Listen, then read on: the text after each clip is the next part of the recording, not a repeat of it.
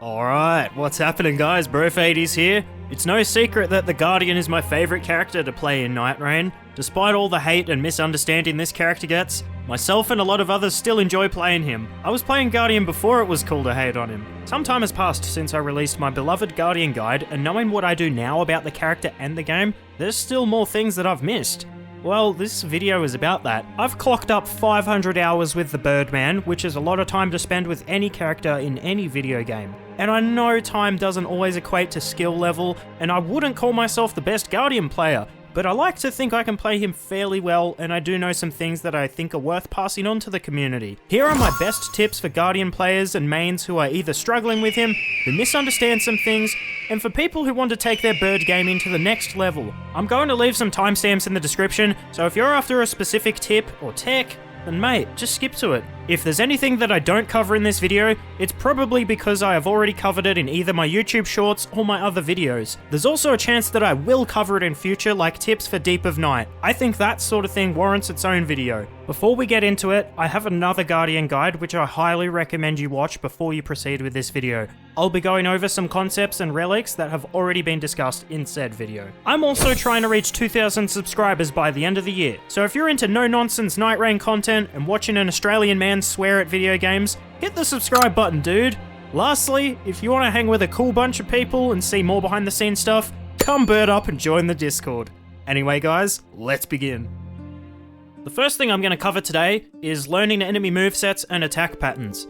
If you don't learn how to fight what you're fighting, you're just going to cop a belting. This applies to every character, but I want to further reinforce it for Guardian, and here's why. His main source of damage and stance breaking comes from his guard counters. You cannot just throw these out whenever you want, you need to treat them as a punish tool. Enemies in Souls games typically have a combo or an attack pattern they follow, and usually after said combo, they'll leave an opening for you to attack them and then start dodging again. Well, that opening is your guard counter opening. It's that simple. Read the attack pattern, look for an opening and guard counter accordingly. The fun thing is, while your teammates are busy using their stamina to dodge enemy strings, you're using yours to block them and simultaneously deal stance damage. On top of that, your punish is going to deal more damage and stance damage than most other attacks the other Nightfarers can do during an opening. But Birdman, how do you know there's a guard counter opening? A few things to note. If you notice that an enemy gets staggered from hitting your shield, do a guard counter. 9 times out of 10 you'll perform one and still have enough time to start blocking again. There are some exceptions like the Elder Lion, so just be careful when you fight these types of enemies. It also comes down to, once again, doing a guard counter when the enemy finishes their attack combo. And lastly, well, it can come down to trial and error. I know most of the guard counter openings in the game and whether to do a charged counter or not. But if I sat here discussing that for every enemy or boss in the game, we'd be here for a very, very long time. I have some guides for certain bosses on my YouTube shorts like Gaping Jaw and even the Bell-Bearing Hunter, so if you're interested in them, go check them out. It'll have to be up to you to figure some of these out for yourself, just like you have to figure out attack openings in your own time. When you're fighting an enemy, read their attack pattern and try a guard counter. Did it whiff? Try a charged one. Did you get hit out of your animation or trade with them? Probably don't do it and look for another opening or try punishing them with a regular attack. Anybody who tells you not to go to the mines in Nightreign is a dickhead. Certain characters like Guardian, I make sure I visit the mines at least once, and I always upgrade my starting shield to purple tier. I do that with every single run that I do, and I always like to do this on the first day as well. Your starting shield, when upgraded, has a guard boost that rivals some of the best shields in the game. Having a higher guard boost means enemies are going to do less damage to your stamina bar when you're blocking. Depending on the enemy you're facing, getting your guard broken could lead to your demise. People have been asking for higher great shield drop rates, but if you ask me, I solved this problem by just upgrading my starting shield. You're guaranteed an amazing shield every single run, and if you do happen to come across something like the Erdtree or Fingerprint shield, then it's your lucky day, man. That being said, the other reason I upgrade this shield is because it has no skill on it. Getting a shield with an Ash of War on it means that it overrides your right hand armament's Ash of War. So you either have to swap off your shield or two-hand your weapon, and managing that in a fight can be tedious. I'd much rather use my primary weapon's Ash of War than Shield Bash if you ask me. And I've found a lot of others in the community feel similarly. Do his goddamn Remembrance Quest. Doing his Remembrance Quest obviously gives you his backstory and sucks you into the lore of Nightreign, but it also guarantees you 2 amazing staple relics for Guardian, the Witch's Brooch and the Stone Stake. Both of these relics jack up Guardian tenfold. This eliminates the need to have to farm merc and gamble on getting a good relic. This also eliminates the need to complain about not having good relics for Guardian or him being relic dependent. The other thing to note is that as you play the game, eventually you'll get lucky and get a fantastic relic to put on him. So, you do his Remembrance, which only takes a few expeditions, and then you're set for the rest of your Nightreign lifespan, or however you feel like playing the Birdman. GG easy, no more complaining. So I'll tell you now, the first 5 levels for Guardian are going to be tough, and it's because of the lack of stamina and guard boost he has with a weaker shield and lower level. Once you hit level 5 to 6 and upgrade your shield, then you'll notice a bit of a power spike and it's much easier to block attacks and manage your stamina. Let's give this clip a watch. I'm not spending the whole time in steel guard stance. I'm blocking when I need to, doing a guard counter, and then backing off to recharge stamina. I'm utilizing the Instaguard tech where you block just as an attack is about to land. This ensures you're not constantly draining your stamina. If you let your stamina get to about a quarter of its size, then you should probably dodge and back off. As I've said earlier, it's not worth getting your guard broken because it can cost you an encounter and waste a lot of time. Furthermore, when you defeat a boss and loot its Dormant Power, keep an eye out for stamina buffs, whether it's to buff the recharge speed or the max amount. The other thing to keep an eye out for is the green pickled turtle pickled neck things. They help you out a lot. Know your Nightlord matchups. There is absolutely nothing stopping you from fighting any of the enemies in this game as Guardian. Just be mindful that some of them are bad matchups, and you might have a tougher time fighting them. That being said, there's also a lot of other bosses that Guardian absolutely destroys that the other Nightfarers struggle with. Like the Bell-Bearing Hunter, one of the scariest and most infamous bosses in this game. The Birdman can just guard counter him to death. He's fucking easy. Blackblade Kindred? Piece of piss, mate. Oh, what do I mean by bad matchup, by the way? My definition of it extends to all characters in this game. If an encounter forces you to give up a part of your game plan, play a certain way, or if a certain weapon or ability you have just doesn't work very well against them, then I'd call that a bad matchup.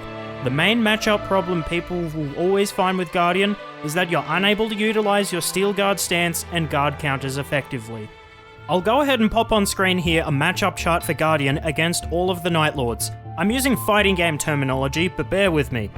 6-4 basically just means it's a good matchup for Guardian and his toolkit. 5-5 is a relatively even fight and his toolkit still works, but not as effectively as the other bosses. And 4-6 is a bad matchup, of course. Guardian will struggle in these fights. And Poop Crap is, well, poop crap. I pretty much don't enjoy fighting these bosses and variants as Guardian, and I don't think you will either. They're not impossible, but let me tell you, you will struggle and you'll have to work for these fights. I'm not going to address every one of these fights, but I'll touch on the main points. Every boss in the 6-4 tier can be blocked and guard countered to death. The one exception is Augur. I don't care what the Redditors say, Guardian fucking destroys Augur. His halberd has the reach to hit him, and if he shoots out jellyfish, just use your Whirlwind and it'll deplete his health bar faster than you can say Guardian sucks. The bosses in 5-5 have some guard counter openings and can be blocked, but some of their attacks aren't worth guarding against, and you'll just have to use his piddly dodge to avoid their attacks. The bosses in 4-6, you're probably not going to do many guard counters, or you'll be taking a lot of elemental chip damage. Poop Crap tier, Guardian struggles a lot with. Let's take Enhanced Libra for example. His bird summons are horrifying to deal with. Fisher as well, he has more AoE bullshit that Guardian can't deal with, and the Enhanced Doggo has so many high chip damage elemental attacks with very few guard counter openings, and yeah, it's just not fun to deal with. If you have any specific questions regarding this matchup chart or any doubts and objections, ask me in the comments section. I can vouch for any of these matchups and even have footage on my streams of me absolutely destroying or struggling with these bosses I've mentioned. Since the latest patch that introduced the Deep of Night mode, Guardian now has a larger block radius to reduce the chances of getting dead angled. A dead angle is pretty much a zone that goes beyond the block radius, in which you can still take damage from. That being said, get into the habit of steel guarding backwards instead of into attacks. Many times I've blocked into an attack and I've either dodged behind the enemy and they whiff their attack, or they've dead angled me by hitting me in the back. Obviously don't backpedal and dodge too far back, stay in their face and get into this habit so that you're more likely to block their attacks. There are of course some instances where you'd rather steel guard forwards, so once again this comes down to trial and error and recognizing enemy attack patterns. This tip just builds off of that. If you've made it this far into the video, firstly, thank you for watching. You're a fucking legend and I still encourage you to subscribe if you're enjoying my content. I've done some testing with Guardian's extended Whirlwind and found out what exactly it can deflect. I'm going to pop on screen every single projectile that I have found that it deflects. I may have missed some other obscure ones, but these are the main ones to note. Before you comment about it, no, Guardian cannot deflect the troll pots. It's literally impossible. Stop asking. The other thing is that Guardian's Whirlwind does not save you from breath attacks. If only, if only. Okay, moving on. You cannot block everything, and don't disregard your dodge. You can block everything if you want, except for grabs in the game, yes, but it doesn't mean you should. Some examples to note are elemental projectiles, breath attacks, Nightlord nukes, etc, because they just do too much chip damage. Why waste one of your most important resources in the game when you can just learn to dodge? Guardian's dodge has lower iframes than the other Nightfarers, but it still works and it has some niche benefits.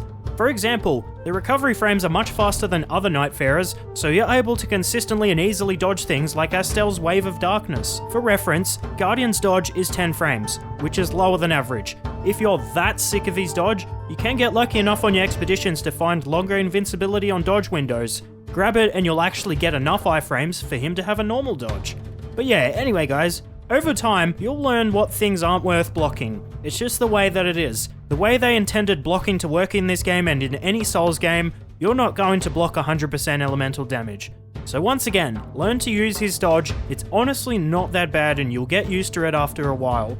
And if you're really sick of his dodge, there are some shields that negate certain affinities to a large degree, but I highly doubt you'll find the one that you need on your expedition. Like the Mirror Shield, for example. It negates about 70 to 80% magic damage, but yeah, once again, you'd have to be very lucky to find that on the expedition where you need to negate magic damage. I must say as well, Guardian's starting shield negates around 65% fire damage, so that's not bad against enemies who deal small amounts of smoke and hot chip damage. The Birdman isn't slow. You're slow. Nah, look, I've gotten pretty quick and consistent with Guardian, and most solo expeditions I'm hitting level 14 to 15. That being said, you don't need to hit these levels every time just because your favourite YouTuber told you to. Anyway, I'm rambling again. Yeah, look mate, it's actually about picking your battles and utilising your guard counters. All of these tips link to each other, and once you work in all of these into your game plan, you'll kick some fucking ass, brother. Guardian's damage comes from his guard counters and other little things like relics to buff set attacks and Whirlwind on charged R2s. And as I said, you need to pick your battles. Don't go taking on field bosses at level 3. Of course that'll take a while. You're underleveled and have shitty weapons. you will make some fights feel like a dance and you'll trivialize some encounters that other Nightfarers struggle with though. Use this to your advantage. When I said his guard counters are a punish tool, you out of all the other Nightfarers in the game will be doing the most damage from a single hit during a punish window. That's just my opinion. And if you don't agree with it, you just hate Guardian and you love the Everjail meta.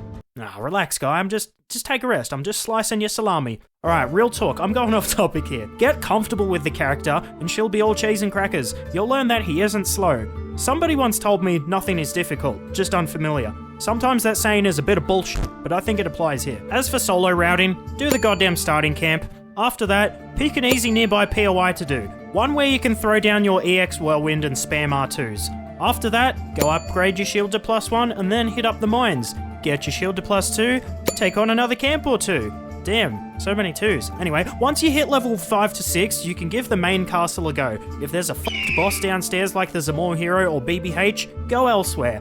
After day 1, I like to take on a field boss or 2. Maybe finish off the main castle if there's Crucible Knights or something, and then if there's a Shifting Earth, I'll spend the rest of the day doing that. You got all that? Here's where the sausages are made, baby. I think out of all the Nightfarers, Guardian's power gets boosted tenfold with both Relic effects, Dormant Powers, and weapon passives. Like, there is no greater feeling than finding guard counter buffs from the Dormant Power and even obtaining both of them. You explode holy damage, which is enough to knock back tree sentinels, and you bust out the Skelly Boys to help damage the boss. But anyway, I'll talk about Relic effects first. Which ones are useful, and which ones are staples. The 2 staple Relic effects I'll always have on me are Shockwaves when blocking attacks, and Extend Duration of Skill. Honestly, these relics are a must for him and they're easy as fuck to obtain. People have been asking for the Shockwave on block just to be a default thing for Guardian, but say for instance it was. What would it be?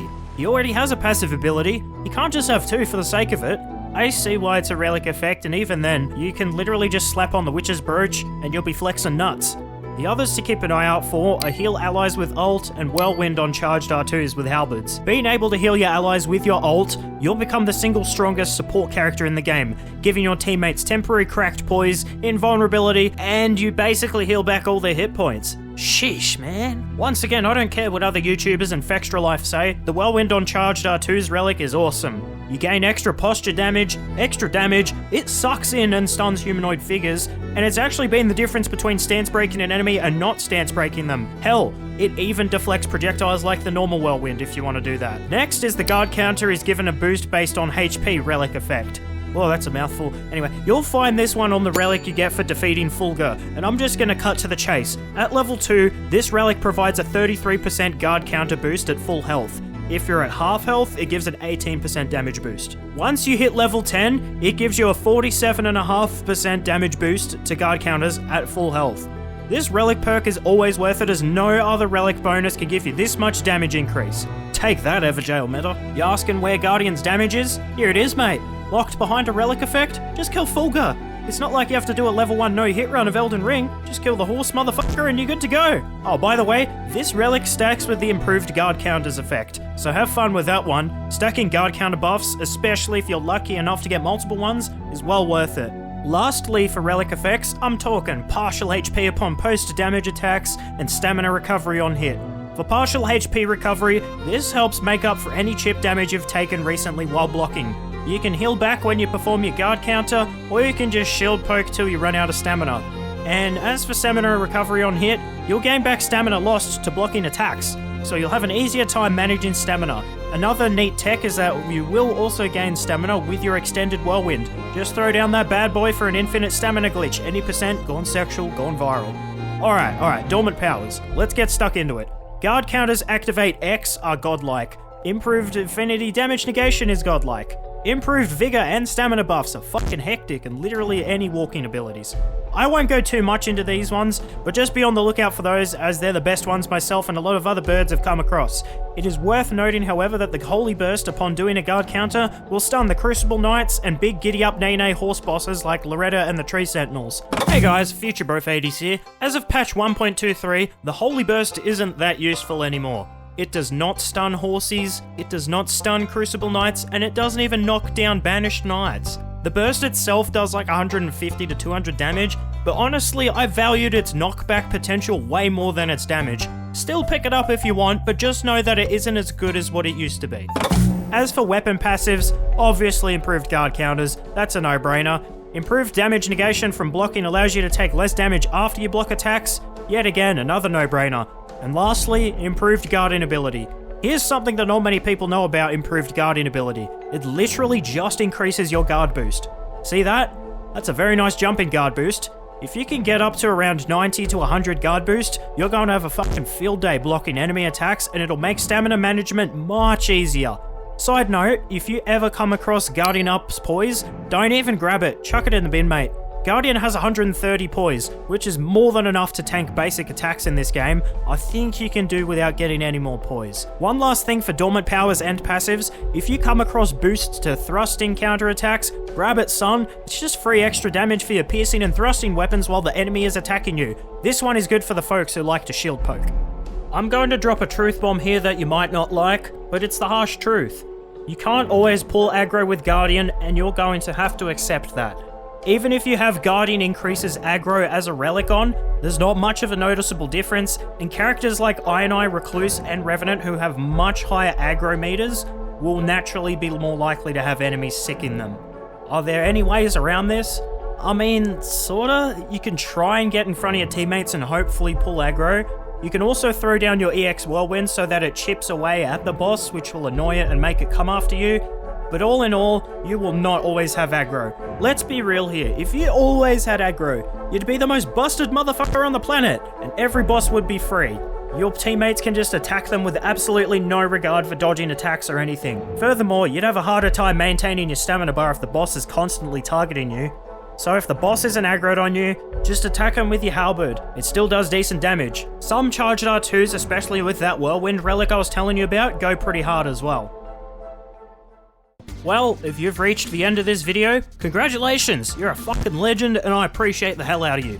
If you enjoyed today's video, give it a like and consider subscribing to my channel. As I said, I'm trying to hit 2k subs before the end of the year and it would really mean a lot to me. Okay, we got the self-plugging out of the way. Phew. My next video will probably be a Deep of Night guide for Guardian, so stay tuned for that. Until then, guys, I'll see you in the next video. This is Bro80 signing off.